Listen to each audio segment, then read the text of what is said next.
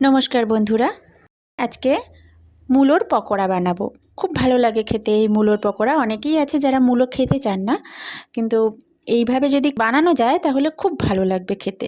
Snacks হিসেবে বা ভাতের সাথে ডালের সাথে মেখে খাওয়ার জন্য মূলোর পকোড়া বা মূলোর বড়া যাই বলুন না কেন, খুব সুস্বাদু খেতে হয়।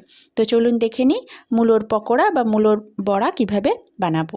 প্রথমে আমি এখানে মূলোটাকে গ্রেট করে নিয়েছি। আগে খোসা ছাড়িয়ে ধুয়ে নিতে হবে, তারপর গ্রেট করে নিয়েছি।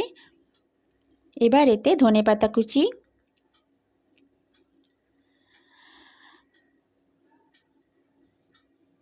একটু পেঁয়াজ কুচি, পেঁয়াজটাকে খুব ছোট ছোট করে কুচিয়ে নিতে হবে। লঙ্কা কুচি স্বাদ মতন, যে যেরকম ঝাল পছন্দ করেন সেই বুঝে।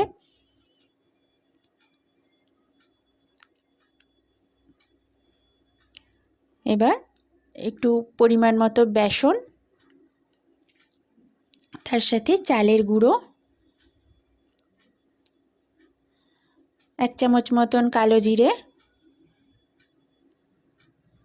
একটু চিলি ফ্লেক্স মানে শুকনো লঙ্কার শুকনো খোলায় ভেজে গুঁড়ো করে নিয়েছিলাম, একটু লঙ্কা গুঁড়ো, একটু হলুদ গুঁড়ো, আর নুন পরিমাণ মতন, আর সামান্য একটু চিনি। এবার 1/2 চামচ মতন একটু খাবার সোডা, সমস্ত একসঙ্গে খুব ভালো করে মেখে নিতে হবে। প্রথমেই জল দেবেন না, কারণ মূলোর মধ্যে জল বেশ ভালোই থাকে।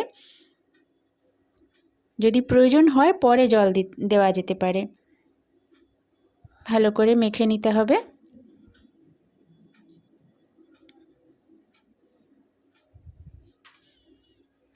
সব মিশ্রণগুলো একসঙ্গে ভালো করে মেখে নিয়ে একটু শক্ত করে মাখতে হবে।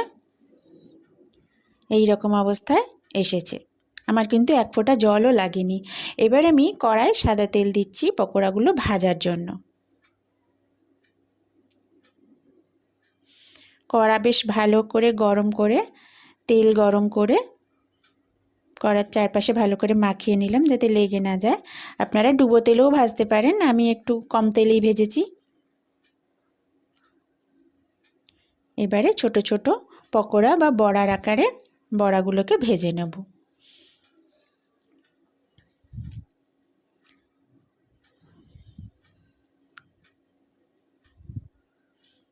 খুব সুন্দর খেতে হয়, একদম গরম গরম খেলে তো একদম মচমচ করে খেতে, ভীষণ ভালো লাগে।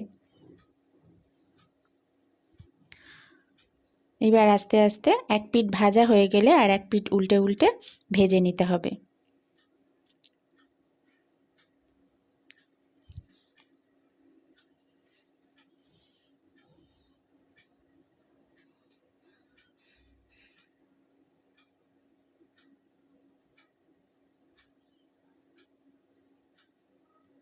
দেখুন আমার এক পিঠ লাল করে ভাজা হয়ে গেছে। আমি সব বড়াগুলোকে উল্টে দিয়েছি। এবার আর এক পিঠও এরকম লাল লাল করে ভেজে নিয়ে তুলে নেব। ফ্লেমটা মাঝারি অবস্থায় রেখে তবে এগুলো ভাজবেন, কারণ বেশি হাই ফ্লেমে করলে পুরোটা ভাজা হয় না। আমার ভাজা হয়ে গেছে, আমি তুলে নিচ্ছি। একদম মূলোর পকোড়া খাবার জন্য রেডি।